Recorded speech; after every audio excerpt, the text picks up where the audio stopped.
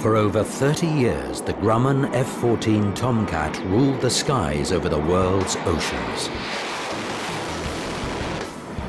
Thanks in no small way to its starring role in the movie Top Gun, it also became arguably the world's best-known fighter and a firm favorite with enthusiasts around the globe.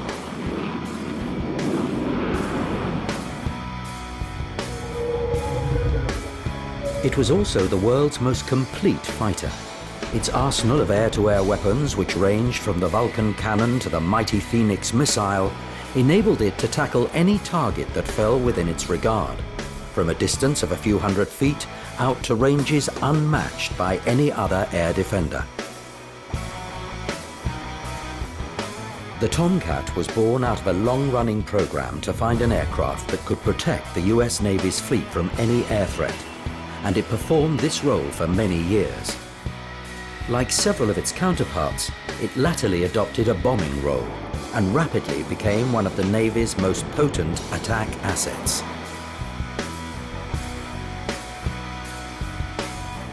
Throughout its 30-year history, the Tomcat was never far from the action, taking part in nearly every campaign that the United States has undertaken in that time, as well as seeing much action with the only export customer, Iran. It saw service during the last days of the Vietnam conflict. It shot down Libyan fighters over the Med in the 1980s. And when retired from frontline service in 2006, the F-14 was still flying combat missions over Iraq.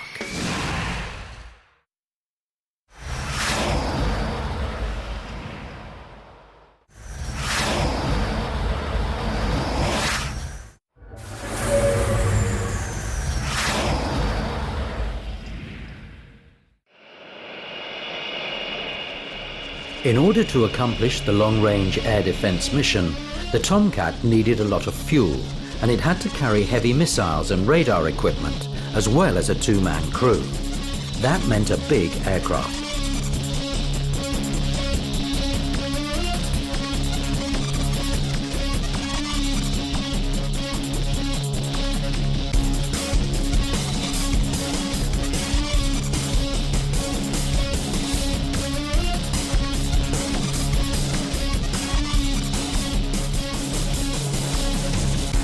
But it was also required to be maneuverable and to fit on a carrier so it couldn't be too large.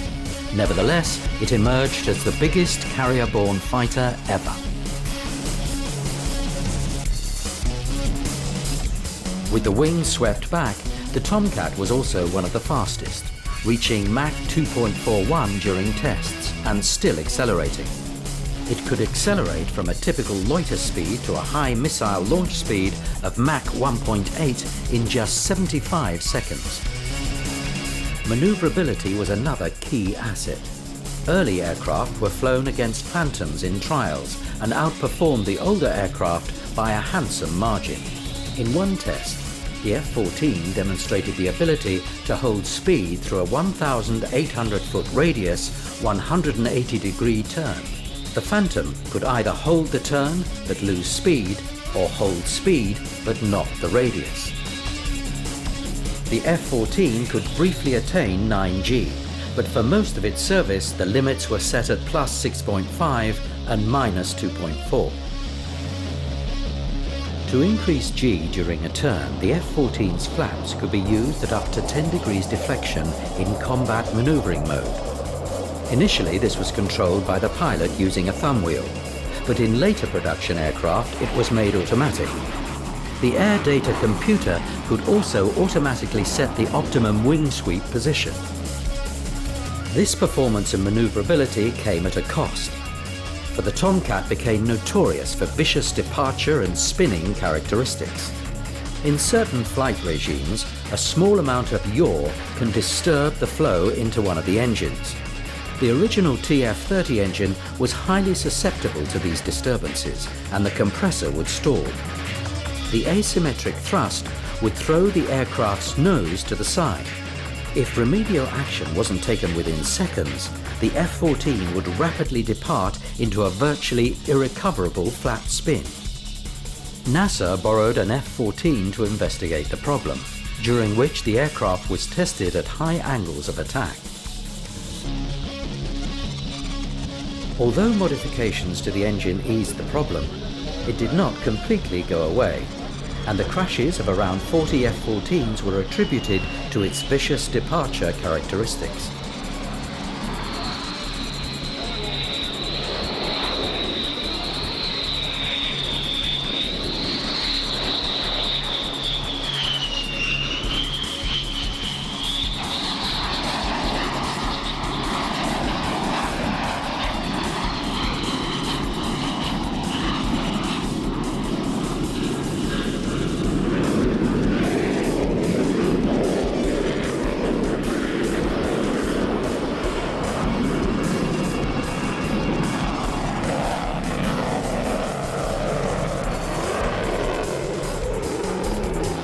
Landing the F-14 was not that easy either.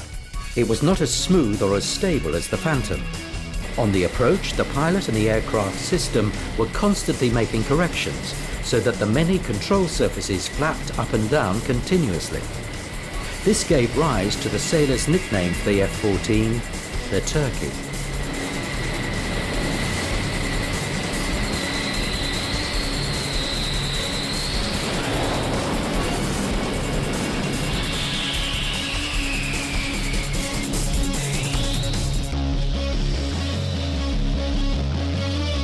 Making the carrier approach easier is a system called Direct Lift Control, or DLC. This uses the overwing spoiler sections which are deployed on approach to 17 degrees up.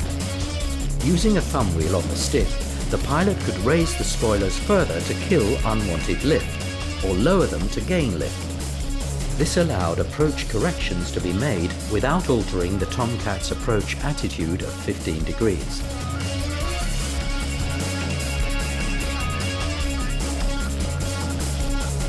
There was also an automatic carrier landing system, in which the Tomcat flew down a radio beam.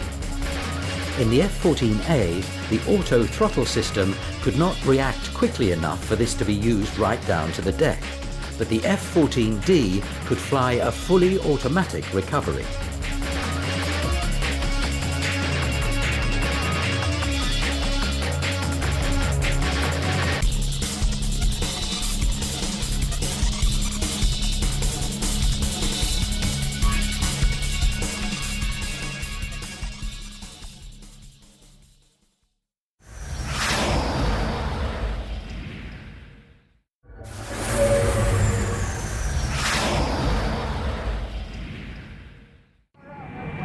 No aircraft could match the Tomcat for weapons versatility in the fighter role, covering the spectrum from close-in to ultra-long-range engagements.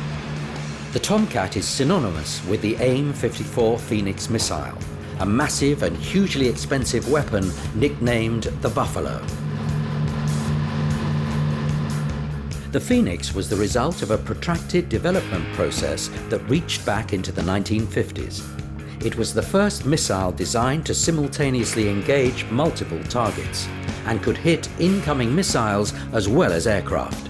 It had a range of well over 50 miles. In a typical long-range engagement, the Phoenix would climb after launch, flying on the guidance of its own autopilot. It would climb to over 100,000 feet and reach a speed of up to Mach 5. During the mid-course part of the flyout, the Tomcat would keep the target illuminated with its AWG-9 radar in track while scan mode. Periodically, the missile would sample radar returns bounce back from the target and alter its course accordingly. At around 10 miles out from the target, the Phoenix would go active by switching on its own DSQ-26 radar, steering itself towards the target. Backing up the Phoenix was the AIM-7 Sparrow medium-range missile, which needed the F-14's radar to paint the target in continuous wave mode. Although Tomcats fired the later AMRAAM missile during tests, it was not adopted for operational use.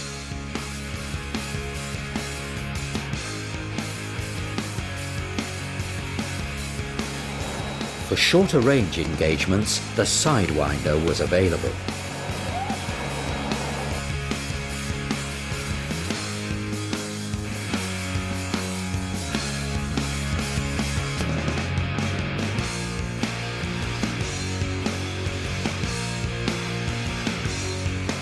At very close range, the M61 Vulcan cannon could be used.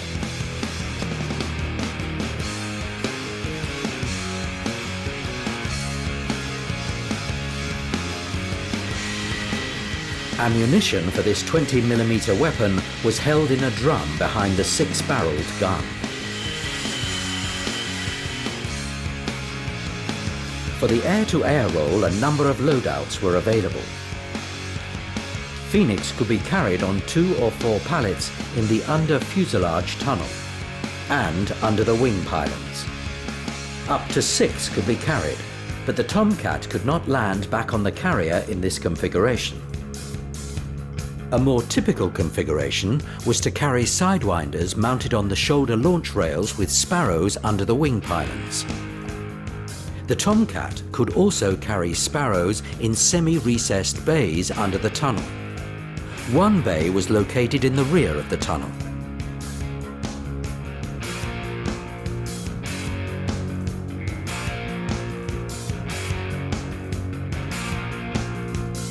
And 3 were located further forward.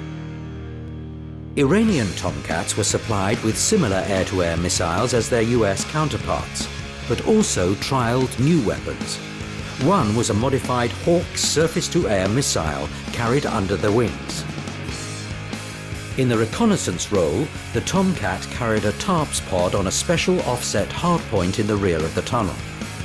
However, fitting the pod caused centre of gravity problems, so that Phoenix pallets or sparrows had to be carried for balance.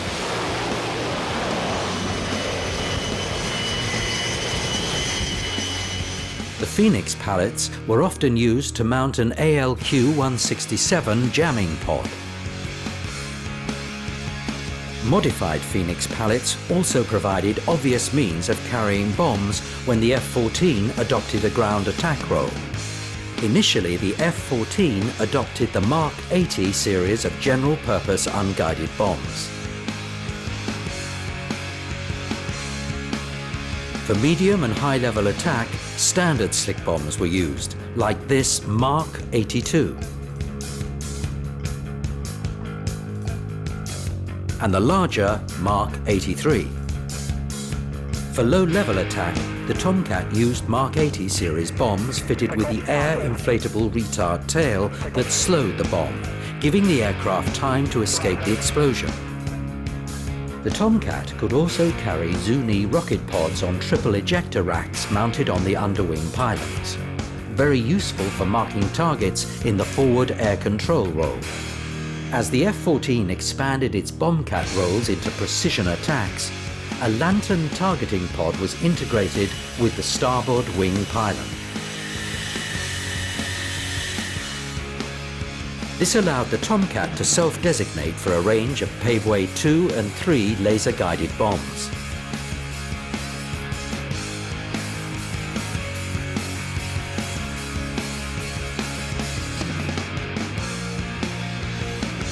GBU-12s, as seen here, are highly accurate 500-pound weapons using the Paveway 2 guidance system. This weapon is the GBU-24, a 2,000-pound bomb with advanced Paveway 3 guidance. The P3 system allowed for a variety of target approach profiles. From 2001, Tomcats also began using 1,000-pound and 2,000-pound JDAM GPS-guided bombs in action in Afghanistan. The final weapon to be integrated was the GBU-38 500-pound JDAM, which was used for the first time during the Tomcat's last operational cruise, during which it flew on patrol over Iraq. By this time, the Phoenix had been retired from service, and a typical loadout comprised sparrows and sidewinders, a lantern pod, and a mix of laser-guided GBU-12 with a GPS-guided GBU-38.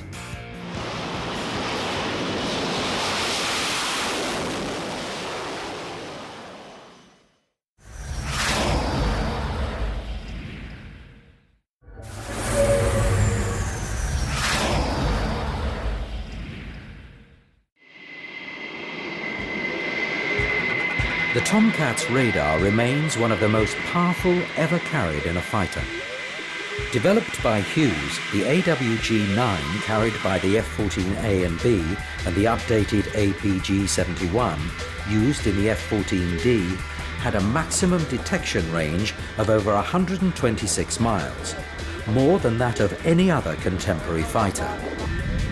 The antenna could be steered up to 65 degrees from the center line, and combined with the enormous power of the radar allowed a fighter-sized target to be detected across a 155-mile horizon.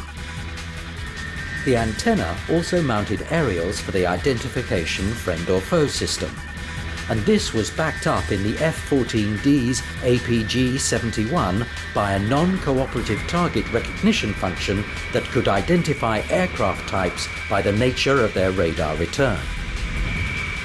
Using coherent pulse Doppler techniques, the AWG-9 searched for targets across selectable sectors of 10, 20, 40, or 65 degrees either side of the nose, with varying elevation scan patterns. In track-while scan mode, the radar could carry out near-simultaneous missile launches against 6 targets, while maintaining track of another 24. The fire control system automatically prioritized the tracks according to range, closing velocity and direction, although the radar intercept officer could override this if required. The radar had 6 channels dedicated to guiding Phoenix missiles, and another 5 to provide continuous wave illumination for guiding Sparrows.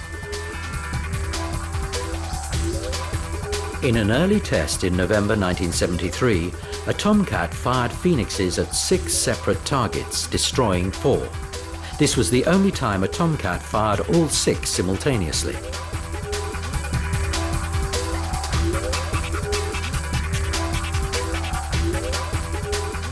Augmenting the radar in early F-14As was the ALR-23 infrared search and track system mounted under the nose. This searched for the heat signature of a target and could either be slaved to the radar or used independently. Later, this was replaced by the AXX-1 television camera set, or TCS.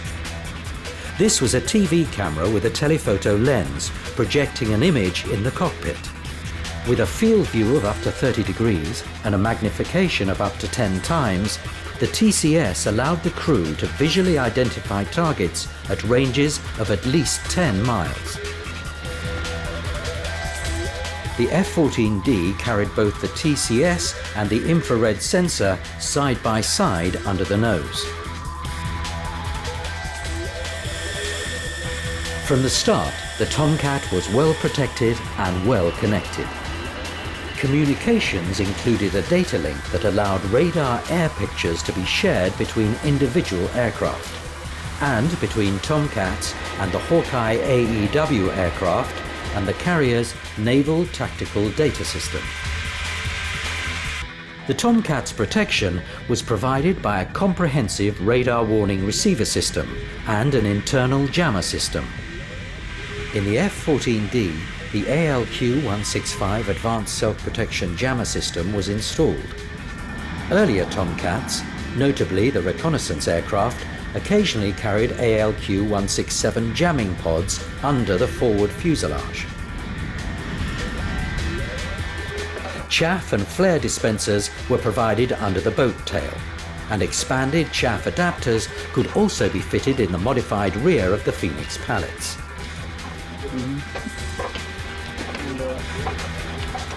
All it is has a little cat in there. I'm going to punch it out, blow the chaff out.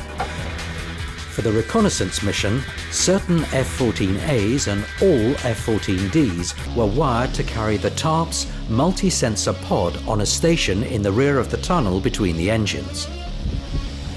When TARPS was carried, the Tomcat also had to carry either empty Phoenix pallets or Sparrows under the forward fuselage due to center of gravity concerns. The TARPS pod accommodated a KS-87 camera in the front section for forward oblique or vertical photography, a KA-99 vertical panoramic camera in the center, and an AAD5 infrared line scan unit behind. TARPS was initially a traditional wet film system, but in later years the digital TARPS was introduced, with electro-optical sensor backs replacing the film units. When the Tomcat was adopted for precision bombing, designation was provided by a lantern targeting pod, carried under the starboard wing pylon. The lantern's imaging infrared system provided a targeting display in the cockpit and was bore-sighted with a laser for providing guidance for LGBs. As well as designating for its own bombs, the F-14 came to be used widely as a designator for other aircraft, and, thanks to its two-man crew, as a fast-forward air control platform for directing airstrikes and close support operations.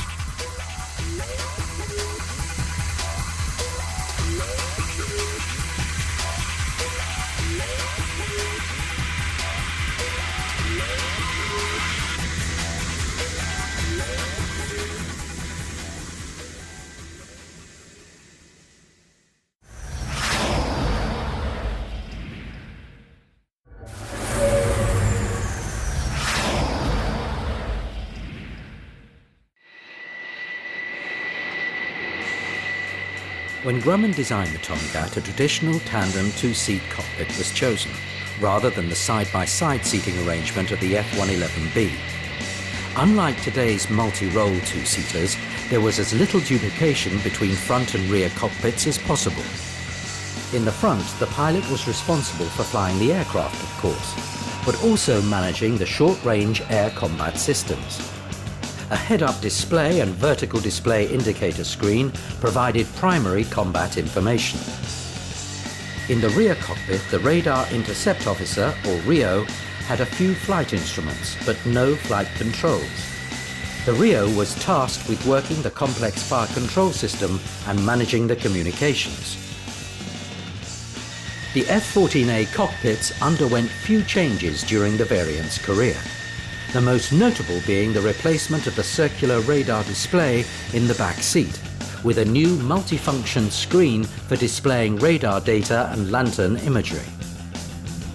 The F-14D, the ultimate Tomcat, had a different cockpit layout, although elements were borrowed from the earlier versions.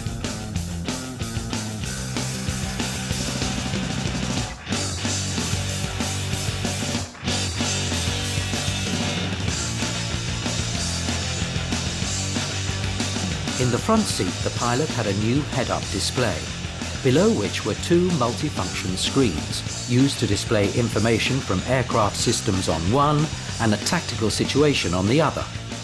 These screens replaced a number of analog instruments in the A model. Below the central screen was a weapons store status display, while to the left were traditional flight instrument dials. Two upright side consoles either side housed aircraft system controls, including the landing gear lever on the left. Consoles to the sides of the pilot mounted other system controls, with throttles on the left. Both throttles and stick had numerous buttons for HOTAS control of various combat functions, including the ability to control the radar in short-range auto-lock modes. In the aft cockpit, the RIO viewed radar and other information on a large circular tactical indicator display, or TID. Various radar functions were undertaken using the hand controller unit, often mistaken for duplicate flight controls. In the D model, the RIO had a large head-level multifunction display screen, primarily used to show imagery from the lantern pod and other sensors. To the sides of the backseat instrument panel were backup flight instruments to the left, and a small multifunction display to the right. The side consoles mounted aircraft systems and communication controls, and also provided stowage for a handheld camera that could be used by the RIO to photograph ships and aircraft during intercepts and patrols.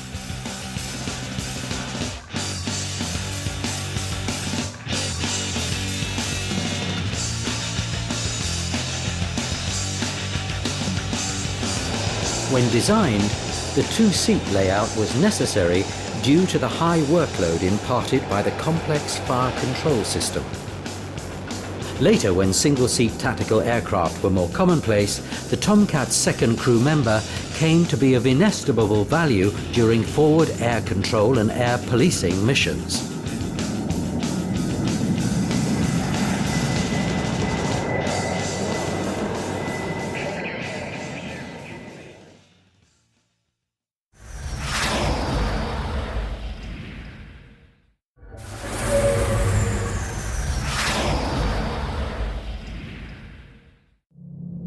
Thanks to advances in aerodynamics and structures, today's fighters employ thin, strong, fixed wings that are able to deliver the necessary lift and low drag to cover the entire speed range. However, when the Tomcat was designed, the best method of achieving the necessary result was by use of the variable geometry wing. The F-14 was required to fly at speeds in excess of Mach 2. Yet it had to slow down sufficiently to get back aboard a carrier with a suitable margin of safety. It also had to have the range necessary to patrol at long ranges from its parent vessel. The VG wing answered these requirements elegantly and, combined with a computer-controlled automatic sweep system, bestowed impressive performance on the Tomcat across a wide speed range. In the fully forward position of 20 degrees sweep, the wing provided considerable lift for takeoff and landing and was of low aspect ratio for maximum efficiency in a low-speed loiter.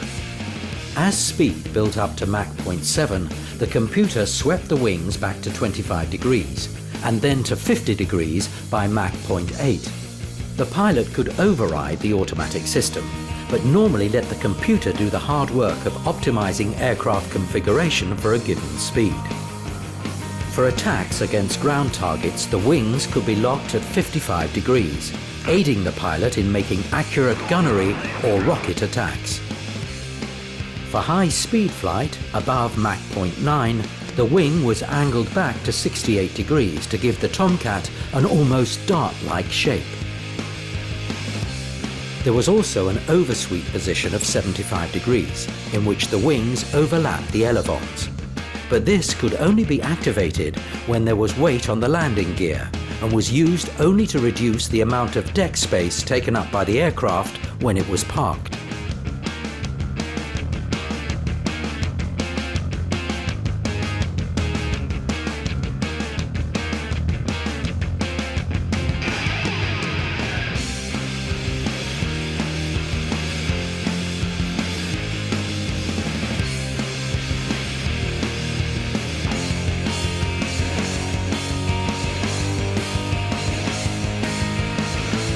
As first designed, the Tomcat had small glove vanes that deployed from the fixed portion of the wing's leading edge at speeds above Mach 1.4 to increase the control authority of the elevons at high speed. They were also deployed at lower speeds in the ground attack mode when wing sweep was fixed. As their effect was marginal at speeds below Mach 2.25, they were considered a luxury and were later locked shut and the mechanisms removed to save weight. They were removed completely from the F-14B and D.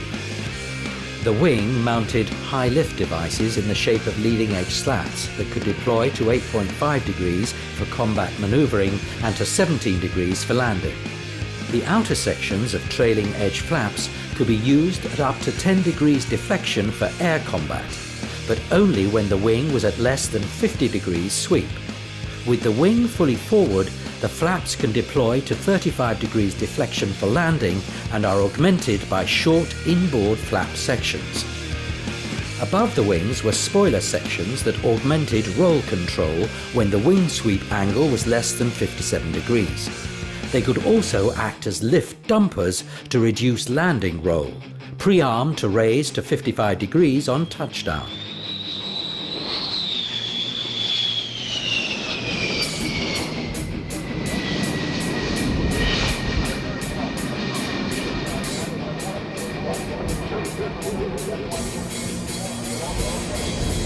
The spoilers augmented the powerful elevons that operated differentially to provide roll control.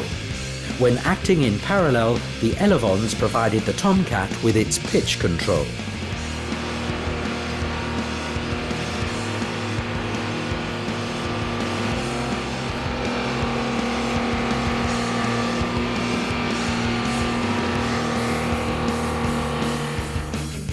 The two rudders were made powerful enough to counter the asymmetric effects of losing an engine. As with most carrier-borne aircraft, the undercarriage was extremely strong to withstand the repeated punishment of no-flare carrier landings. The nose wheel also bore all the strain during the catapult launch. A strut deployed down from the nose wheel leg for attachment to the catapult's shuttle. To stop the Tomcat, a sting-type arrestor hook deployed down from under the beaver tail. And air brakes were installed above and below the rear of the tail, operating together to avoid creating any pitch changes. The Tomcat was initially fitted with the Pratt & Whitney TF30 turbofan, inherited from the F-111B. The initial Dash 412 version was not quite powerful enough and was very prone to potentially disastrous compressor stalls. Subsequent developments, such as the Dash 412A, 414 and 414A, alleviated some of the TF30's problems. But it was not until the adoption of the F-110 that the Tomcat finally got an engine worthy of the airframe. It could be recognized by the smooth, curved contours of the nozzle. The F-110 could be installed with very few internal changes and none to the primary structure, yet significantly increased performance while reducing fuel burn. With the F-110, the F-14 could take off from the carrier without the fuel-thirsty use of afterburner. Fuel was held in center section tanks forward and aft at the wing carry-through assembly, and in integral tanks in the moving outer wing panels. A semi-conformal fuel tank could be carried under each intake and was fitted for most missions.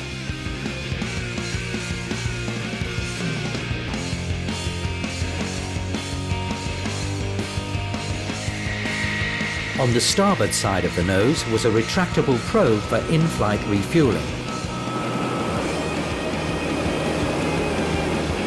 This allowed the Tomcat to take on gas from a variety of drogue-equipped tankers. These included the Boeing KC-135 Stratotanker and the KC-10 Extender.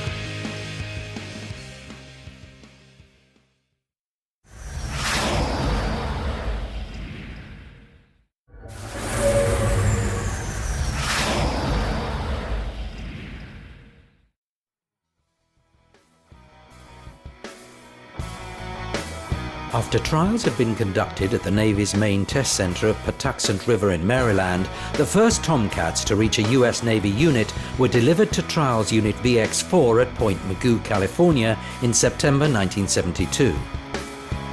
Other test units that later operated F-14s were the Pacific Missile Test Center, also at Point Mugu, the Naval Air Development Center at Warminster in Pennsylvania, and VX-9 at China Lake in California. NASA's Dryden Flight Research Facility at Edwards Air Force Base also operated Tomcats on loan from the Navy. This aircraft investigated variable sweep issues and had its wing painted so that airflow patterns could be observed by using dyes. A month after VX-4 got its aircraft, the first Tomcats arrived at Naval Air Station Miramar just outside San Diego to begin equipping VF-124 gunfighters, the first training unit. As the training program expanded, a second training unit, VF-101 Grim Reapers, was later established at Oceana in Virginia. Miramar became the home to the US Navy's Pacific Fleet's Tomcat squadrons, VF-1 Wolfpack and VF-2 Bounty Hunters being the first to form. They deployed together aboard USS Enterprise for the F-14's first operational cruise in September 1974. Oceana was established as the Atlantic Fleet Tomcat headquarters base, VF-14 Top Hatters and VF-32 Swordsmen becoming the first two frontline F-14 units there. Eventually, 24 active duty squadrons were formed, although two VF-191 Satan's Kittens and VF-194 Red Lightnings had only a brief career with the F-14. For many years, the Tomcat fleet was divided between the East and West Coast bases, although in later years, aircraft assigned to the Japan-based aircraft carrier were forward-based at Atsugi. As well as the active duty units, a couple of US Naval Reserve squadrons got to fly the Tomcat. VF-201 and VF-202 flying from Fort Worth, and VF-301 and 302 operating from Miramar. Only one export customer bought the Tomcat, the Imperial Iranian Air Force. 80 were ordered, of which all but one had been delivered by the time the Islamic Revolution toppled the Shah in 1979.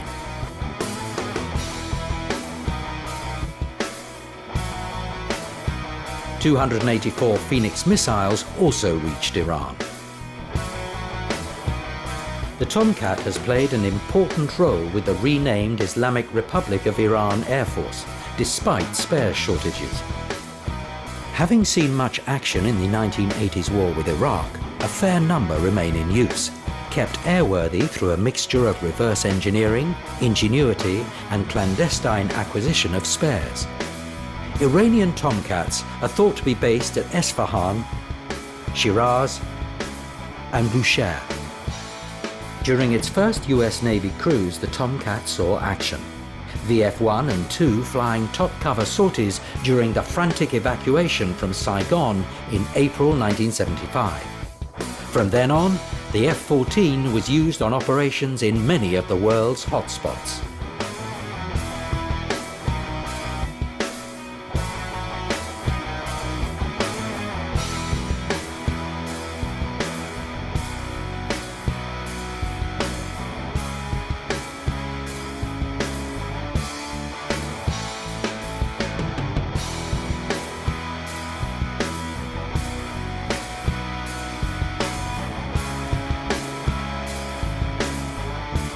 During the 1991 Desert Storm operation, F-14s provided fighter support for coalition aircraft, claiming one Mi-8 kill in the process. They also flew numerous reconnaissance missions with the TARPS pod. In the 1990s, the Tomcat fleet was cut back, but it remained very busy. Flying from carriers in the Adriatic, F-14s kept watch over former Yugoslavia. During this campaign, the Tomcat's air-to-ground capability was employed for the first time. At the same time, Tomcats were flying on Operation Southern Watch, policing the skies over southern Iraq. They were involved in several attacks against Iraqi air defense sites and occasionally skirmished with Iraqi fighters. During Operation Enduring Freedom over Afghanistan in 2001, the Tomcat was the Navy's most important bomber, using GPS and laser-guided weapons. It was also a stalwart of the campaign over Iraq in 2003. By 2006, the F-14 was still a useful warplane, but its maintenance costs had become unacceptably high. Replacement by the Boeing Super Hornet was accelerated, so that the Tomcat deployed aboard Roosevelt for its last cruise in late 2005. Retirement followed soon after, the US Navy closing out its association with the Tomcat in September 2006.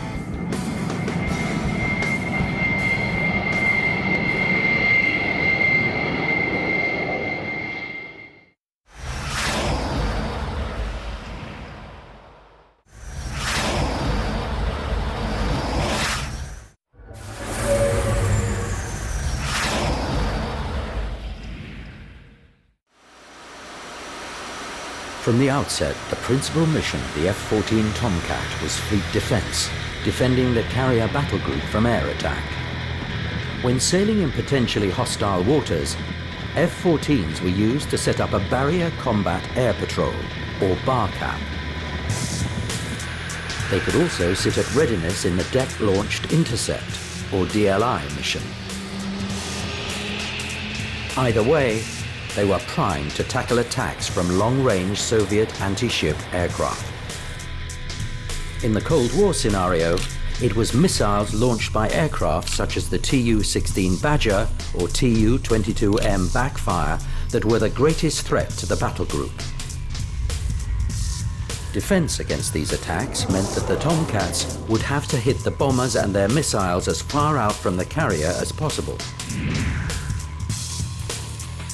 In time of war or tension, as the carrier sailed within reach of the Soviet aircraft, the carrier air wings swung into action.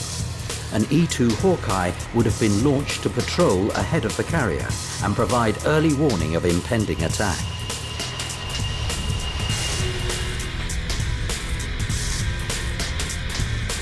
Tomcats would have been launched to set up a BARCAP, or brought to high readiness, positioned on the forward catapults and ready to launch within minutes.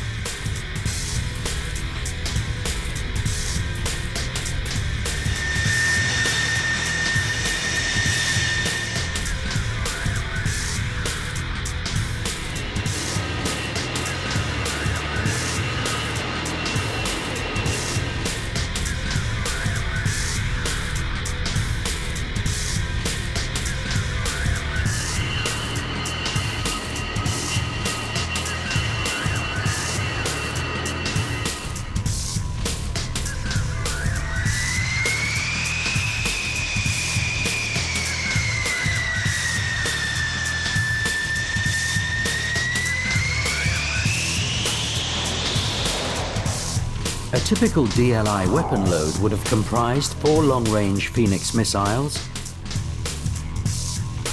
2 medium-range Sparrows,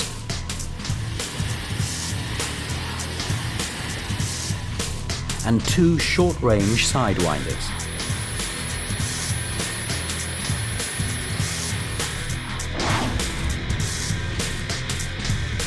If inbound hostile aircraft had been detected, no time would have been wasted in getting the Tomcats airborne.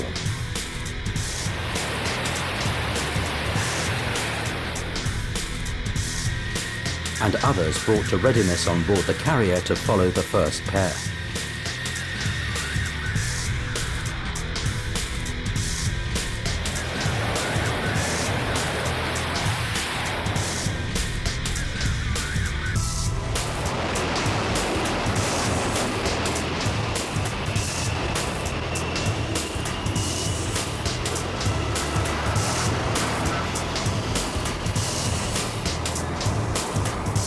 As the first 2 Tomcats sped towards the intercept, the crews would have received updated target information via the data link, which allowed air picture data to be distributed between the Hawkeye, the F-14s and the Combat Information Center on board the carrier, from where the intercept would have been controlled.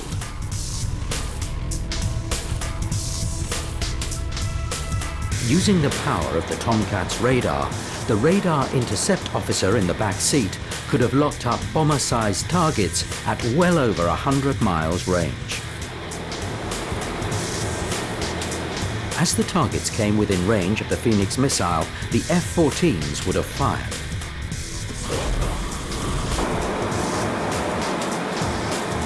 If the intruders were allowed to fire their missiles before the Phoenixes struck, the F-14s would then have rapidly targeted the missiles themselves.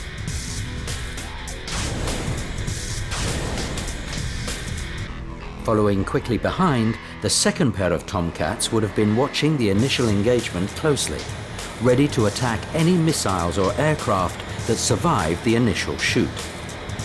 In this scenario, they attack the 2 missiles still in the air and go after the last bomber. Out of long-range missiles, the first Tomcats return to the carrier. Arriving at the carrier, the Tomcats enter the landing pattern, lowering the arrestor hooks as they pass the carrier so that a visual check can be carried out.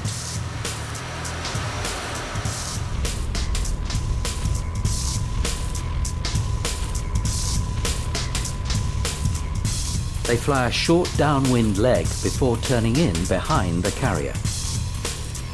As they turn finals, the gear and flaps are deployed. Pilots aim for the number 3 wire, applying power when the aircraft touches the deck in case the hook misses the wire and they have to go round.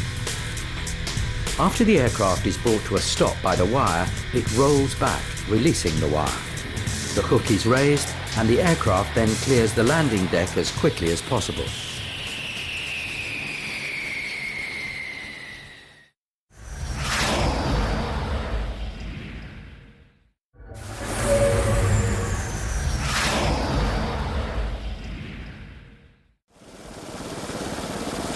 Faced with a growing threat to its major surface vessels from Soviet bombers and anti-ship missiles, the US Navy began a search for a fleet defense aircraft in the 1950s.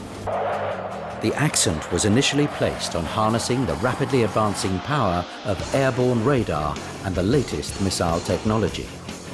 Douglas began work on the subsonic F-6D missileer in 1960, but this was subsequently cancelled.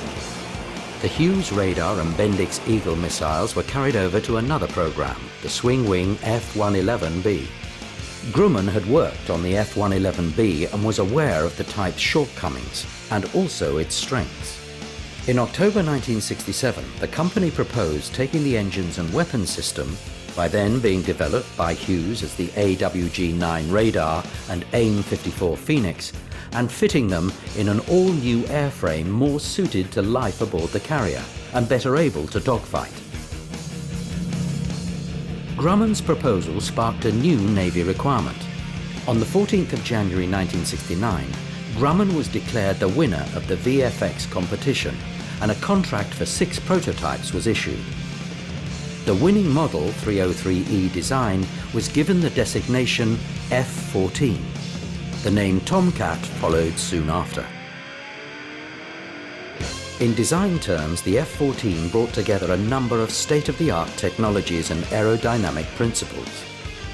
Variable geometry or swing wings were adopted to satisfy the requirements of both the low and high-speed regimes. At the heart of the F-14's design was an immensely strong titanium center section box. At each end was a cylindrical hole into which the pins of the swinging wings fitted. The forward fuselage housed the 2-man crew seated in tandem and the avionics. The fuselage tapered away to a flat beaver tail. At the rear end, the tail was reflexed slightly to reduce supersonic drag and pitching moment. The engines were added in widely spaced trunks, leaving a deep tunnel for the carriage of weapons.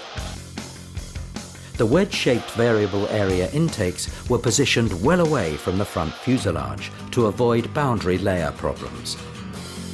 The central and rear area of the aircraft formed a huge lift-generating body that became known as the pancake. Elevons were fitted to the engine trunks, as were the fins. Even at full-scale mock-up stage, the Tomcat had a single fin, but twin fins were adopted to counter the powerful vortices streaming back from the intakes at high angles of attack, and also to provide adequate directional stability in the event of an engine failure. To complete the airframe, the high aspect ratio outer wing panels were attached to the wing carry-through box, the rear edge retracting into a slot when the wings were swept back.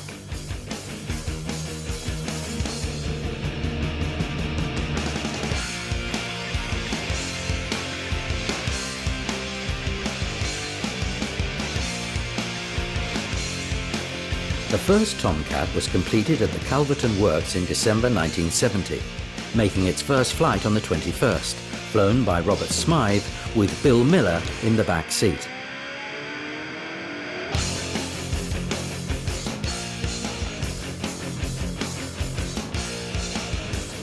On the second flight, on the 30th, the aircraft suffered a hydraulic failure on approach, and the crew had to eject.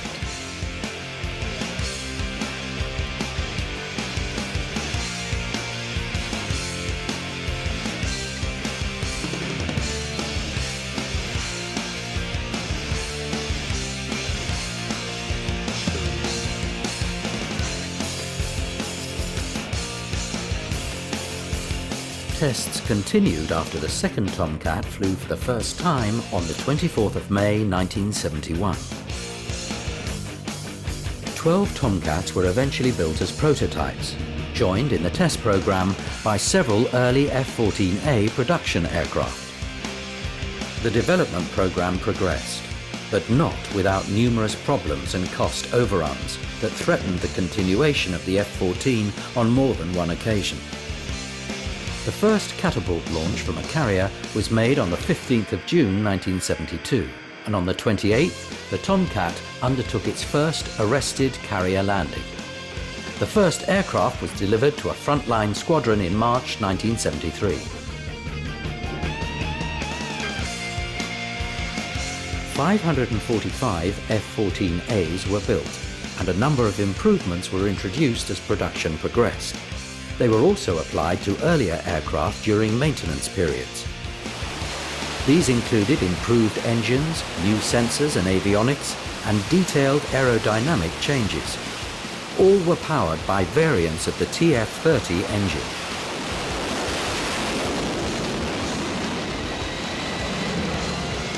From the outset, the TF-30 was recognized as being less than ideal for the F-14. It did not provide enough thrust and was very susceptible to airflow disturbances, this latter problem eventually contributing to the loss of 40 aircraft. A better engine for the Tomcat was eventually found in the form of the General Electric F-110, which was more powerful, more reliable, and more stable in disturbed air. The first F-110 powered aircraft flew in September 1986 and led to a contract to build 38 new aircraft and to re-engine 32 F-14As. Initially known as the F-14A Plus, the F-110 powered aircraft was later redesignated as the F-14B. The F-14B was seen as an interim version pending development of the F-14D. This version brought together a host of new features, including the F-110 engines. The radar was upgraded to APG-71 standard, similar to the AWG-9 but with digital processing. A new cockpit was fitted with multifunction displays, and the undernose sensor group included both TV and infrared units. 37 F-14Ds were built from new, and another 18 were converted from F-14As. With the end of the Cold War, the accent of Tomcat operations began to turn away from the fleet defense mission. To find a new role for the aircraft, the Tomcat became the Bombcat.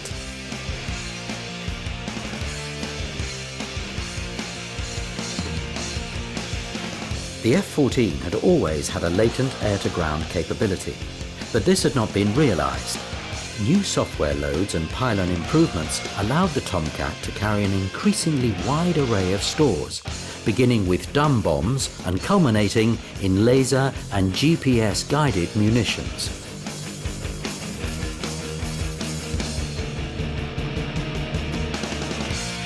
Multi-role capability provided by podded systems was at the heart of the FA-14D proposed by Grumman to replace the A-6 Intruder in the mid-1990s, and was also included in other Tomcat proposals such as the Super Tomcat 21 and ASF-14. While these proposals were attractive, the Navy elected to procure the Boeing Super Hornet instead to fill its multi-role requirements. And the Tomcat, once arguably the world's most complete warplane, was left to fade away into retirement.